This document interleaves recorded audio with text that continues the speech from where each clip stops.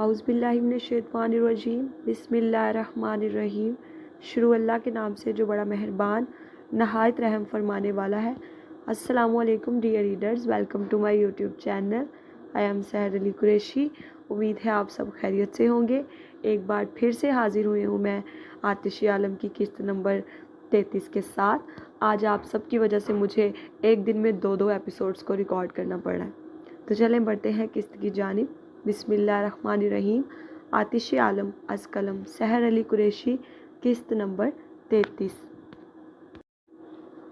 Khan mention. یہ منظر تھا جہان کے کمرے کا، جہاں اس وقت صرف اسمارہ موجود تھی اور جہان کا کوئی نام و نشان نہ تھا۔ صبح نماز کے لیے جب وہ اٹھی تو جہان کمرے میں نہیں تھا۔ اس کے بعد وہ ناشتے کے ٹیبل پر بھی موجود نہ تھا۔ نہ جانے وہ صبح سویرے کہاں چلا گیا تھا۔ اس بات پر حنا بیگم اور حدید صاحب کافی برہم ہوئے، مگر اس کے برعکس اسمارہ کو کچھ برا نہیں لگا۔ جہان اس کا شوہر ہے، وہ اس تشکر سے ہی ابھی باہر نہیں نکلی تھی، تو کیا سوچتی کہ شادی کے پہلے ہی دن شوہر ناشتے پر بھی موجود نہیں ہے۔ اس نے خود کو یہ سمجھا دیا کہ ضرور انہیں کوئی ضروری کام آ گیا ہوگا، اس لیے انہیں صبح جانا پڑا۔ اسمارہ نے ان سب کے ساتھ مل کے ناشتہ کیا۔ سب نے اسے اتنی اپنائیت سے ٹریٹ کیا کہ وہ ذرا برابر بھی محسوس نہ کر سکی کہ وہ اس گھر میں نہیں ہے۔ ناشتے کے بعد وہ کچھ دیر نینا اور حنا بیگم کے ساتھ بیٹھی اور ابھی اپنے کمرے میں آئی تھی۔ دیوار کی جانب نظریں دوڑائیں تو گھڑی 11 کا ہندسہ عبور کر چکی تھی، مگر جہاں کا اب تک کوئی اتا پتہ نہیں تھا۔ پھر اسمارہ نے آسودگی سے کمرے میں ارد گرد دیکھا جو خالی تھا۔ پھر وہ بیڈ پر بیٹھ گئی اور اپنی گھڑی کو پوروں سے چھونے لگی جو جہان نے کل رات اسے پہنائی تھی۔ یہ نایاب تحفہ اسے اس کے شوہر نے دیا تھا اور اس کے دل کے بہت قریب ہو گیا تھا۔ اس نے جو چاہا تھا پا لیا تھا، بھلے ہی اسے پانے میں اس نے بے شمار اذیتوں کا سامنا کیا، اور اس کا پروردگار فرماتا ہے بے شک ہر مشکل کے ساتھ آسانی ہے۔ کچھ دیر وہ یوں ہی بیٹھی رہی اور اپنے ارد گرد جہان کو محسوس کرتی رہی۔ اس کی خوشبو، اس کا لمس، اس کی سرگوشیاں، کبھی مسکرانے لگتی، کبھی اداس ہو جاتی، کبھی اسے مس کرنے لگتی۔ اس وقت وہ مختلف کیفیات کا شکار تھی۔ جہان کی یادیں اس کے وجود سے کسی آکٹوپس کی طرح لپٹی ہوئی تھیں۔ چہرے پر کوسوں قزاقے سے رنگ بکھرے ہوئے تھے جو ہر نئی نویلی دلہن کے چہرے پر موجود ہوتے ہیں۔ چند لمحے گزرے تھے جب اسمارہ کے ذہن میں اسپارک سا ہوا اور یاد آئے اسے اپنے بنائے گئے جہان کے اسکیچز۔ وہ تو اس کے سوٹ کیس میں پڑے تھے جو وہ ساتھ لائی تھی۔ اسمارہ جلدی سے بیڈ سے اٹھی اور ڈریسنگ روم سے اپنا ہینڈ کیری دھکیل کر لے آئی۔ اس میں بہت کچھ تھا، جہان کے اسکیچز، جہان کو نہ بھیجے گئے کچھ ادھورے خط، کچھ کتابیں، کچھ ناولز، چند پسندیدہ جوڑے، سب گھر والوں کی تصویریں جن میں سر فہرست اس کے بابا کی تصاویر تھی، اور بھی بہت کچھ۔ اسمارہ نے وہ سوٹ کیس کمرے میں لا کر کھولا اور اس میں سے ایک نیلے رنگ کی فائل نکالی۔ اس فائل میں چند سفید کاغذات تھے جن پر اس نے پینسل سے اپنی محبت کا چہرہ تراشا تھا، اور چند کاغذ کورے تھے، ادھورے۔ فائل اسمارہ نے بیڈ پر رکھ دی اور باقی کی چیزیں نکالنے لگی۔ پہلے اس نے چند جوڑے تھے وہ نکالے اور ڈریسنگ روم میں موجود الماری میں سیٹ کر دیے، جہاں پہلے ہی اس کی بری کے بے شمار قیمتی لباس پڑے تھے۔ گلاس ڈور سلائڈ کر کے بند کرتی وہ باہر آئی۔ ان سوٹ کیس میں سے وہ اپنی کتابیں نکالنے لگی۔ بیگ، کتابیں، ہر چیز اس نے ایک دراز میں رکھ دی۔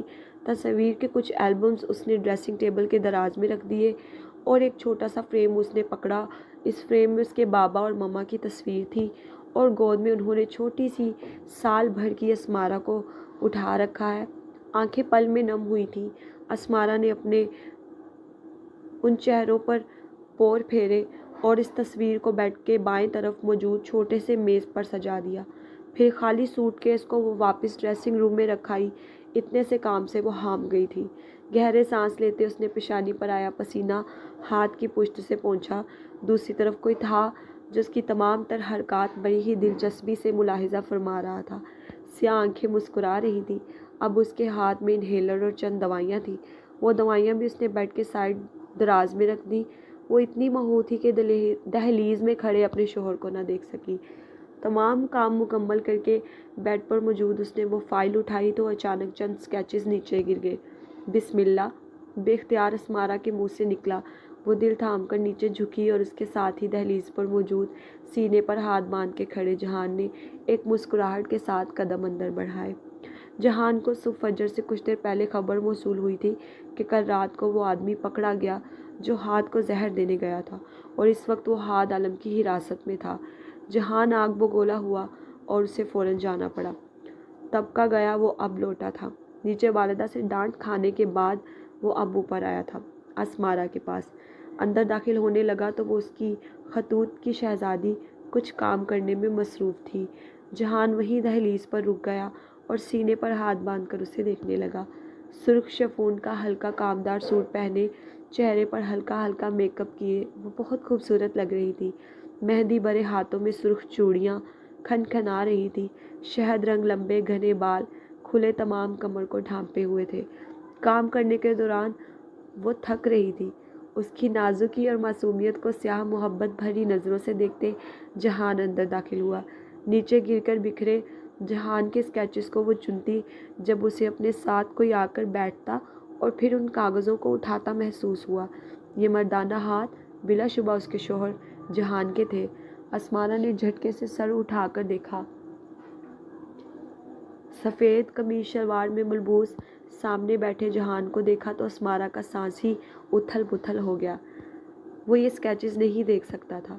اسمارا نے جھٹکے سے اس کے ہاتھ سے اسکیچز چھینے اور سارے کھڑے ہو کر اپنے پیچھے چھپا لیے۔ رنگ سفید پڑ گیا۔ وہ یہ کبھی نہیں کر سکتی تھی اور اگر ایسا ہو گیا تو وہ اس کے بعد جہان کا سامنا نہیں کر سکتی تھی۔ دوسری طرف اچانک اس کے ہاتھ سے وہ کاغذ جھپٹ لینے پر جہان چونک گیا تھا۔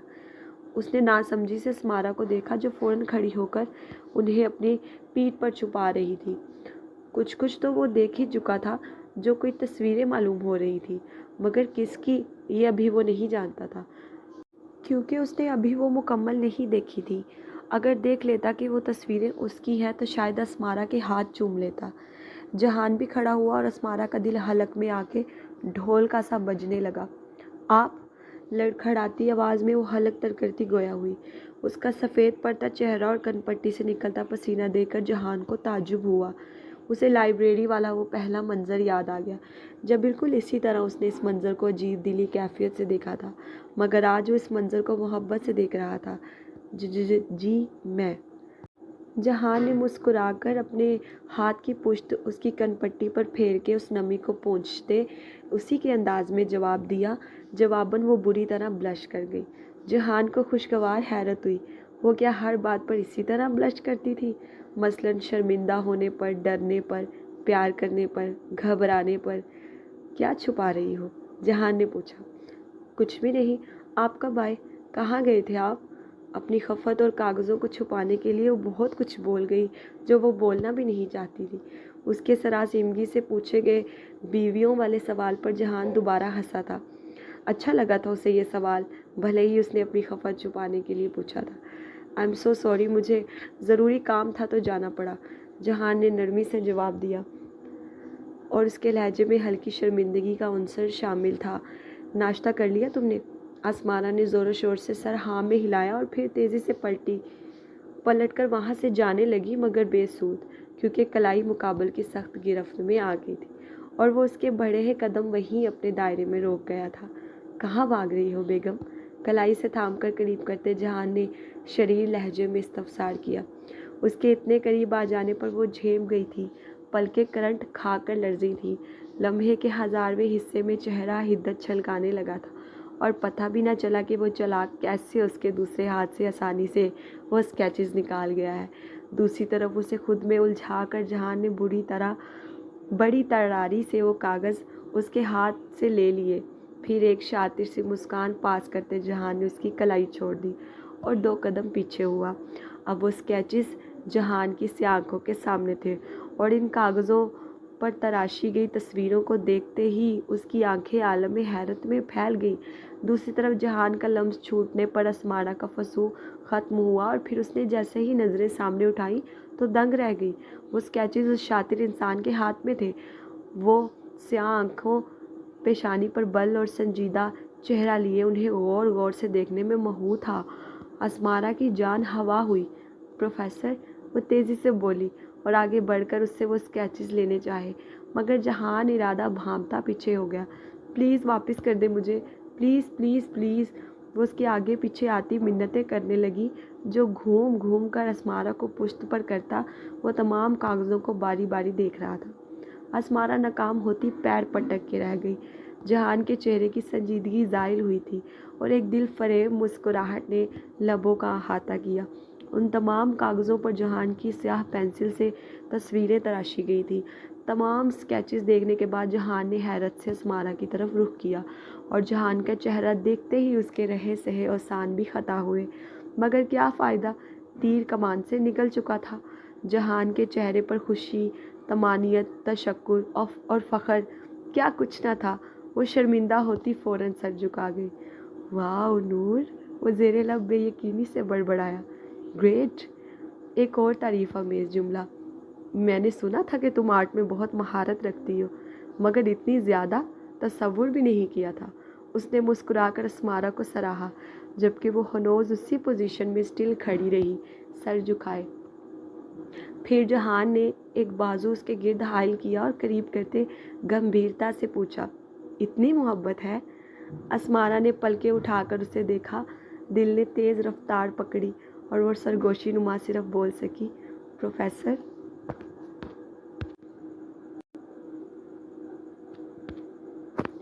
उसके लबों से अदा हुई सरगोशी पर वो निसार हुआ था। माय लिटिल स्वान। जहान ने उसकी ठोड़ी को थाम कर शिद्दत से कहते एक नए लक़ब से नवाजा। जवाबन वो बोझल पलके झपकाए हंसती सर झुका गई। उसके अंदाज पर जहान भी सर झटक के हंसने लगा। शुक्र अल्हम्दुलिल्लाह। फिर उसने ज़ेरे लब असमारा के चेहरे को देखकर शुक्र खुदा किया। वो अपने रब का जितना शुक्र भी अदा करता कम था, जिसने असमारा जैसी पाकीज़ा बीवी अता की थी। इतनी मेरी हैसियत नहीं थी जितना मुझे अता कर दिया गया है। एक और तशक्कुर अमेज़ जुमला। वो दोनों ही अपनी जगह एक दूसरे को पाकर खुद को खुशबख्त समझ रहे थे। जहान समझता था वो खुशकिस्मत है कि उसे नूर मिली, जबकि असमारा समझती थी उसके जैसी मुकद्दर वाली कोई औरत नहीं जिसे जहान मिला है। फिर महसूस किया उसने अपने महरम के लम्स को अपनी जबीं पर, और झुकी पलकों को वो मुस्कुराकर मीच गई। तुम्हारे बाल बहुत खूबसूरत है। कुछ तवक्कुफ़ के बाद उसे साथ लगाए वो ठोड़ी उसके कंधे पर रखता, पीछे मौजूद बालों को हथेली में भर के महसूस करता बोला, रेशम से मुलायम वो बहुत खूबसूरत थे और उनकी खुशबू भी मशहूर कुन थी। असमारा का दिल चाह रहा था वो छुप जाए या भाग जाए या गायब हो जाए, मगर वो इस वक्त उसके हिसार से निकलने में कासिर थी। फिर जहान ने चंद लीटों को थाम कर नाक के करीब किया, जैसे वो इस खुशबू को सूंघना चाहता था, और फिर जैसे ही उसने सांस भरा तो वो खुशबू उसे इतर की सी लगी। खुशबू भी बहुत अच्छी है, मुझे ऐसी परफ्यूम चाहिए। मज़ीद तारीफ़ करते वो अजीब सी ख्वाहिश करता असमारा को हैरान कर गया। वो उससे अलग हुई और हैरानगी से देखने लगी। हाँ हाँ, अपनी कही बात का एहसास हुआ तो जहान खुद भी हंसने लगा। रियली मुझे बहुत अच्छी लगी है। उसने जैसे असमारा को यकीन दिलाने की कोशिश की। जवाबन वो उसके हाथ से स्केचेस लेकर फ़ाइल में वापस रखती ड्रेसिंग रूम की जानिब बढ़ गई। 2 दिन बाद हमारा वलीमा है, जहान ने उससे बताया। वो अंदर से बोली, जी बेहतर। ये मंजर था हार्ट के ऑफिस रूम का, जहां वो हमेशा की तरह अपनी सरबराही कुर्सी पर बैठा सोचे जहान लफ्ज़ पर अटकी थी। इस लफ्ज़ ने उसे अंदर से हिला कर रख दिया था। कोई जहान हदीद नामी बंदा उसे मारना चाहता है। उसे उस आदमी से फ़र्क नहीं पड़ता था, मगर नाम से फ़र्क ज़रूर पड़ता था। कई सारी तकलीफ़ें एक साथ उसके अंदर उमड़ आई थी, सिर्फ उस नाम की वजह से। माजी के कई सारे निश्तरों के ज़ख्म एक साथ हरे हो गए थे।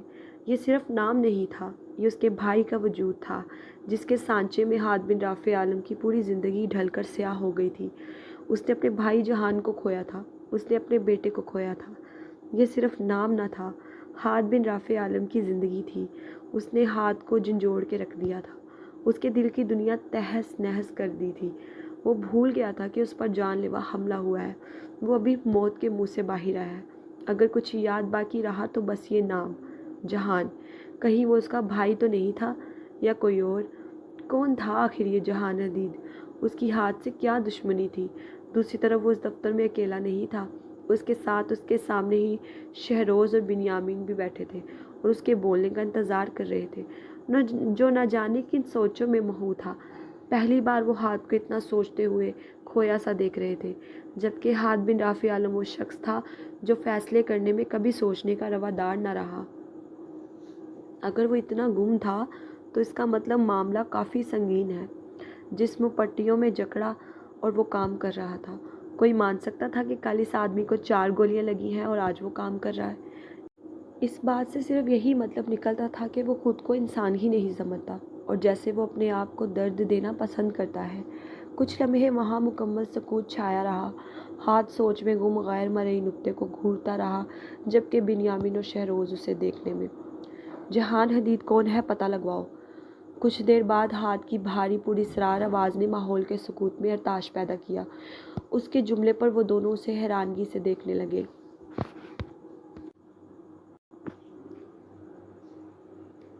इस नाम पर बिन्यामीन ठटका और अपनी जगह जामिद होकर रह गया था। जहान हदीद, वो ज़ेरे लब बड़बड़ाया। जहान हदीद का नाम आते ही नैना का चेहरा छपाक से आंखों के सामने लहराया था।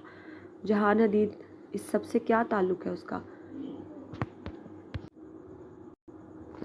कई सारे सवालात जहन में गर्दिश करने लगे, मगर उसके जवाब में भी सिर्फ हाथ ही जानता था जिसने उसका नाम लिया था।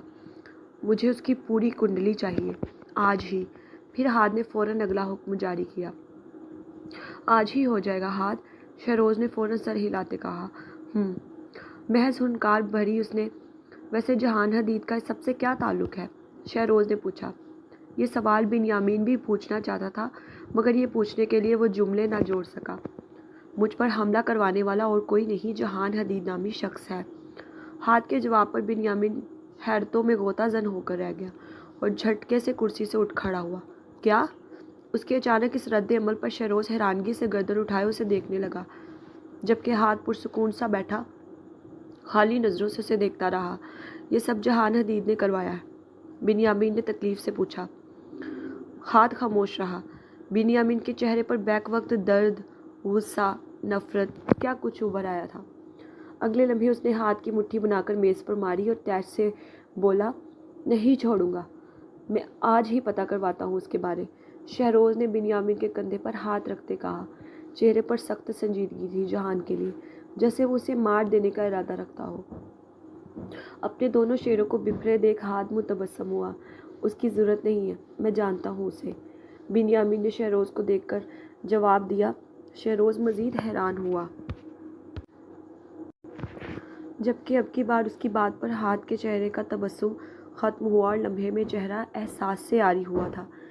तुम जानते हो उसे? शहरोज ने हैरत से पूछा। बिन्यामीन ने हुनकार भरे तायीद की। हाथ की स्याह नज़रें बिन्यामीन पर टिकी थी और वो बेसब्र हो रहा था उसके मुंह से सुनने के लिए, जैसे न जाने वह क्या सुनना चाहता था। मगर अगले लम्हे बिन्यामीन के मुंह से अदा होने वाले जुमले से वो ज़ब्त से आंखें बंद कर गया। Jahan Hadeed, retired army chief Hadeed Ahmad Khan का बेटा है। वो ISI का एक सीक्रेट एजेंट है, लेफ्टिनेंट है और दुनिया के सामने एक प्रोफेसर बना फिर रहा है। बिन्यामीन ने नफरत से उन्हें बताया। उसके बाद बिन्यामीन ने अलिफ से लेकर ये तक सब उन दोनों को बता दिया, हत्ता कि नैना से जुड़ी हर बात भी। उसकी बताई हर बात से शहरोज के चेहरे पर संजीदगी छा रही थी और हाथ की आंखों का रंग बदल रहा था। और उसकी राम कहानी मुकम्मल होते ही हाथ का कहका दफ्तर में गूंजा। हा हा हा। शहरोज ने अजीब अंदाज से हाथ को देखा। क्या कोई हंसने का मौका था? हाँ, मगर हाथ बिन राफे आलम से किसी चीज़ की भी बात की जा सकती थी। शहरोज ने तासुब से सर झटका और वापस कदरे गुस्से से बिन्यामीन को देखा, जो अब जब्त से आंखें बंद करता चेहरा झुका गया। इसे मोहब्बत करने के लिए दुश्मन की बहन ही मिली थी क्या? बिन्यामीन के चेहरे को देखते शहरोज सोच के रह गया। हाँ, मोहब्बत का क्या है, किसी से भी हो जाती है। उससे भी तो हो गई थी, मगर उसने कम से कम दुश्मन की बहन से या बेटी से मोहब्बत ना की थी। इस बात पर वो खुद को दिल ही दिल में सराहे बगैर न रह सका। ये प्यार बिना। हाथ ने सर पीछे कुर्सी की पुश से लगाते ठंडी आह भरते कहा। अच्छे खासे बंदे को बेबस करके रख देती है और मुकम्मल अपने शहर में जकड़ के पागल कर देती है।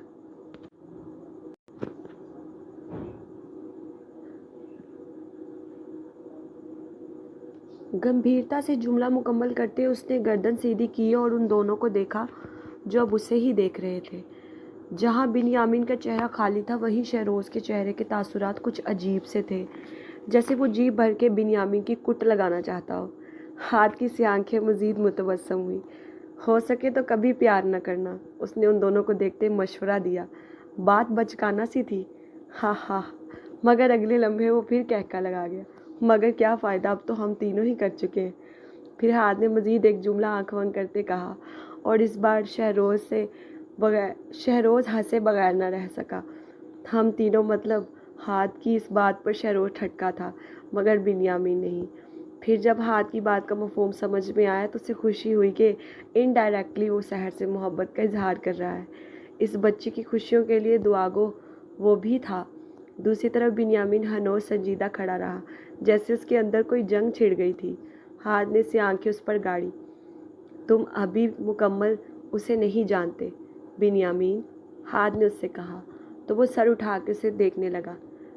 तस्वीर का दूसरा रुख कुछ और ही है, जो अभी तुमने नहीं देखा, हाथ ने सुर्ख आंखों से मजीद कहा।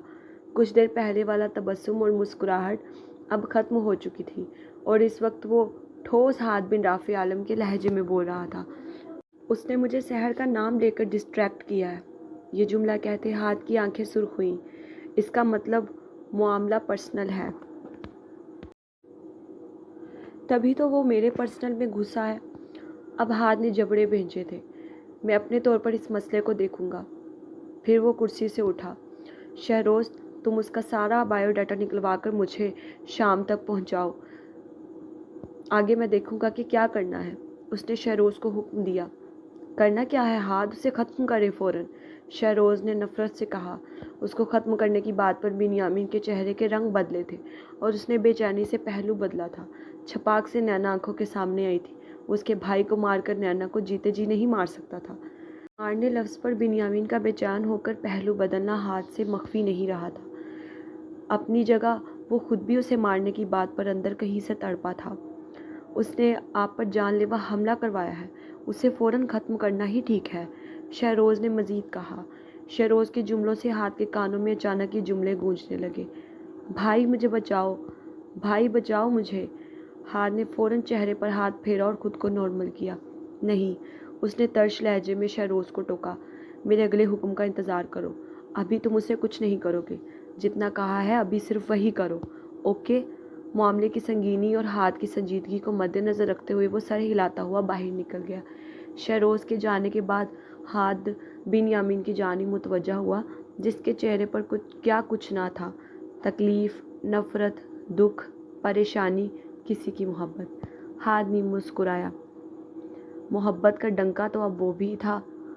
उसे कैसे न समझता। वैसे तुमने उस लड़की को सज़ा क्यों नहीं दी? कुर्सी के पास से गुजरकर उसके थोड़ा सा करीब आते हाथ ने शरारतन इस्तफसार किया। मकसद उसकी खामोशी को तोड़ना था। हाथ के जालिमाना से सवाल पर बिन्यामीन का फंसू हाथ से फिसलते कांच का सा झटके से टूटा, और जवाबन उसने तड़प कर पहलू बदला था। उसके अंदाज पर हाथ सर झटक के हंसने लगा, फिर मज़ीद कुरेदने का इरादा रखते बोला, वैसे तो तुम्हें उसे इस धोखे की एवज़ मार। हाथ प्लीज़। बिन्यामीन ने तेज़ी से उसकी बात काटी। लहजा बेबस हुआ था, चेहरे पर दर्द सिमट आया था। हा हा, अब की बार हाथ का कहका बेसाख्ता था। रिलैक्स शेर, आई एम जस्ट किडिंग। उसके कंधे पर हाथ रखते हाथ ने तसल्ली दी तो बिन्यामीन नॉर्मल हुआ। तो फिर कब शादी कर रहे हो अपने दुश्मन की बहन से? हाथ ने संजीदगी से इस्तफसार किया। बिन्यामीन ने छम्मे से गर्दन उठाकर उसे देखा। हाथ के गैर तवक्कुआना सवालात उसे परेशान कर रहे थे। जवाबन वो संजीदा नज़रों से उसे देख रहा था। मैं अभी ऐसा कोई इरादा नहीं रखता हाथ, फिर बेतासुर लहजे में जवाब देते उसने गोया बात ही ख़त्म कर दी। हाथ ने हुनकार बढ़ा। फिर अचानक हाथ के जहन में एक और स्पार्क सा हुआ और उसने फ़ौरन से आंखों से दोबारा बिन्यामीन को देखा। अगले लम्हे बिन्यामीन उसके सवाल पर और हरकत पर साकित होकर रह गया था। तुम्हारी हिम्मत कैसे हुई मेरी बीवी को डांटने की? अचानक अपना गिरेबान हाथ के हाथ में देखकर बिन्यामीन पर सख्ता तारी हुआ था, मगर सवाल पर गौर किया तो अगले लम्हे उसके मुंह से फलक शगाफ कहका निकला और कुछ देर पहले की परेशानी पल में ज़ाहिर हुई। کیونکہ معاملہ یہاں اس کی بیٹی کا شروع ہو گیا تھا۔ واٹ؟ میں نے سحر کو ڈانٹا۔ اور ایسا اس نے کہا آپ سے؟ بنیامین نے خوشگوار حیرت لیے پوچھا اور ہاتھ کو دیکھا جس کی آنکھوں کے ڈوڑے سرخ ہو رہے تھے۔ چہرے پر غصہ تھا اور جبڑے اس نے بھیج رکھے تھے جیسے وہ ابھی بنیامین کو چیر پھاڑ دے گا۔ کوئی اور موقع ہوتا تو شاید بنیامین اس کے انداز سے خوف کھاتا، مگر یہاں معاملہ ہی مضحکہ خیز تھا۔ میں نے اس سے کچھ نہیں کہا، اور میں کیوں کہوں گا؟ اب بنیامین لائن پر آتے مسکین صورت بناتے بولا اور بمشکل اپنی مسکراہٹ چھپائی۔ اس کے جواب پر ہاتھ نے اس کا گریبان نرمی سے چھوڑا۔ آئندہ خبردار تم نے میری سحر سے سخت لہجے میں بات بھی کی تو میں بھول جاؤں گا کہ تم کون ہو۔ ہاتھ کے لہجے میں سرد پن تھا۔ بنیامین نے دم سادے اسے دیکھا اور اگلے لمحے پھر سر جھٹک کے ہنسنے لگا۔ ہاتھ اسے جھٹکے پر جھٹکا دے رہا تھا، بلکہ آج تو شاید اسے جھٹکے کھانے کا اس کا عالمی دن تھا۔ پہلے وہ جہان حدید اور اب سحر کی پھپھا کٹنی کسی حرکتیں۔ وہ چاہ کیا رہی تھی آخر؟ بعد میں پوچھنے کا ارادہ رکھتا تھا وہ، مگر دوسری طرف ہاتھ کی سحر کے لیے فکر پیار بنیامین کو پرسکون کر گیا تھا۔ اسے خوشی ہوئی تھی ہاتھ کے رویے پر۔ پھر اگلے لمحے وہ بھی آستینے چڑھائے میدان میں اتر آیا۔ آپ شاید بھول رہے ہیں کہ وہ پہلے میری بہن ہے، بعد میں آپ کی بیوی ہے۔ بنیامین نے ہاد عالم کو یاد دہانی کروانی ضروری سمجھی، جو شاید رشتوں کے تقاضے بھول گیا تھا۔ بعد لفظ پر ہاتھ کو طیش آیا تھا، مگر وہ برداشت کر گیا۔ نہیں، غلط۔ اب وہ پہلے میری بیوی اور بعد میں تمہاری بہن ہے۔ سمجھ گئے تم؟ ہاتھ نے بھی سخت سنجیدگی سے بنیامین کی تصحیح کی، جس کے چہرے پر نہ ختم ہونے والی مسکراہٹ اودائی تھی۔ بنیامین نے فوراً سر تسلیم خم کر لیا اور اس کے عمل پر ہاتھ کی آنکھیں متبسم ہو گئیں۔ لگتا ہے اس نے ابھی تک آپ کی ناک میں دم نہیں کیا۔ بنیامین نے استہزائیہ ہنستے استفسار کیا اور ہاتھ کے چہرے کو دیکھا، جس میں سحر کی محبت یوں چھلک رہی تھی جیسے کسی ٹھنڈے مٹی کے گھڑے سے جھرنے کا شفاف پانی اسے بھر کر بہتا چھلکتا چلا جاتا ہے۔ مگر خیر، فکر نہیں کریں، جلد کر دے گی انشاءاللہ۔ ایک آنکھ دبا کر اس نے ہاتھ کو جیسے آنے والے طوفان سے آگاہ کیا تھا۔ اس کی بات پر ہاتھ نے سر جھٹکا اور اپنا ابرو کھجایا تھا۔ اب وہ کیا بتاتا کہ ناک میں دم تو وہ اس کے پہلے ہی اچھا خاصا کر چکی ہے، بس ابھی فی الوقت وہ اس کے بھائی کے سامنے اس کی برائی نہیں کرنا چاہتا تھا۔ آخر کو وہ اس کی محبوب بیوی جو تھی، ورنہ ہاتھ بن رافع عالم سے اگر کوئی پوچھ لیتا تو وہ سحر نے اس کا کیا دماغ خراب کیا ہوا ہے یہ بتاتے ہوئے ذخیرے جمع کر دیتا۔ بنیامین دفتر سے باہر چلا گیا، جبکہ ہاتھ میں سے ایک فائل اٹھاتا سامنے گلاس وال کے آگے رکھے صوفوں پر جا کر بیٹھ گیا۔ جاری ہے۔ چلیں جی ڈیئر ریڈرز، قسط ہو چکی ہے مکمل۔ امید ہے آپ سب کو پسند آئے گی۔ پڑھ کے سن کے رائے کا اظہار لازمی کیجیے گا اور چینل کو سبسکرائب کرنا مت بھولیے گا۔ جلد انشاءاللہ حاضر ہوں گے ایک نئی قسط کے ساتھ، جو کہ انشاءاللہ کوشش کروں گی پرسوں اپلوڈ کر دوں۔ مجھے دے اجازت، اللہ حافظ۔